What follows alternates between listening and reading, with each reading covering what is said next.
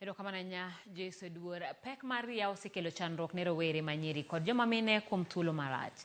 Kaluwore gi lipot mane ogol gi migawo mar thieth e odiechieng rito ler e kinde ria, 65% mag nyiri kod mine pacho ka yudo pek e nyiewo taulo mag ria.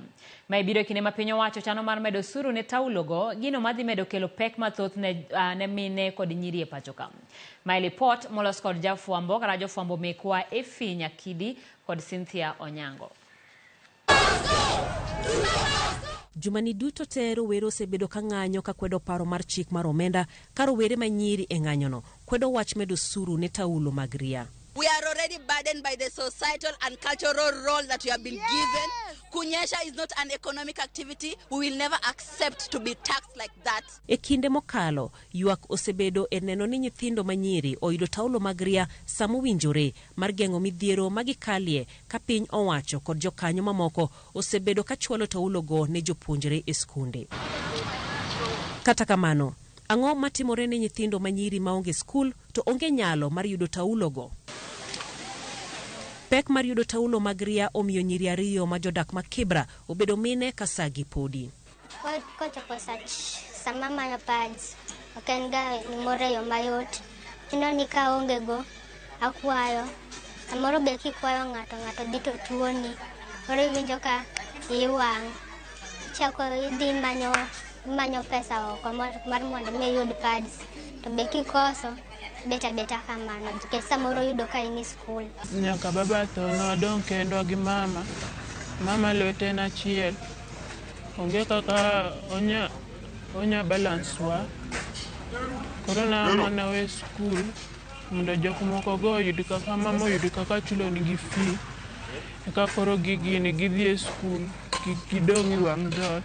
Mae e yo mayot mathoth nyiri ma pacho ka neno mar yudo taulo mag ria, gino marwako gi e keny momondo, miyo gi mako iye moiw kanyakla kod landruok makute magayaki.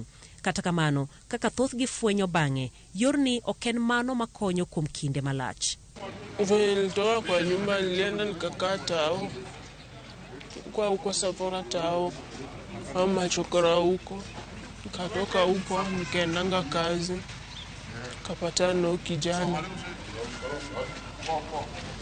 kijana tukaishi na yeye, nikapata mtoto. Kama nilisema arudi nyumbani, sikujua kama niko na mimba.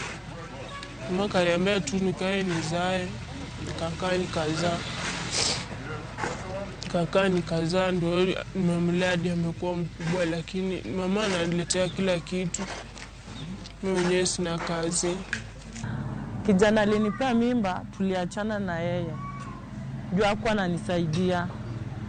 Na kupata mimba nilipata juu kupitia hizo period. Unaenda have na mtu sex ndio upate hata hiyo pesa ya kubuy pads. Kijana hizi kupea pesa kama hujalala naye. Hivyo ndo wanakuanga mamina hapa kwa mtaa. Kaluwore ni pod gionge nyalo mar nyiewo taulo mag ria, gimanyo lewni magiboyo e kinde magine ria, lewni magitiyogo bende kelo negi midhiero e ngimagi. Karka pesa ta maka dhi aluoko ne ng'ato bang'ano miya pesa. To be samoro kokaluoko ne to be beta kamano. Kech be kiketo ni dhi kao lewni matindo oko, inyalo choko mang'eny dhi ba jogi. Nikech samoro be dhi kao law, samoro law no lil. Kiketo e wiginene mari ti samoro yudo infections.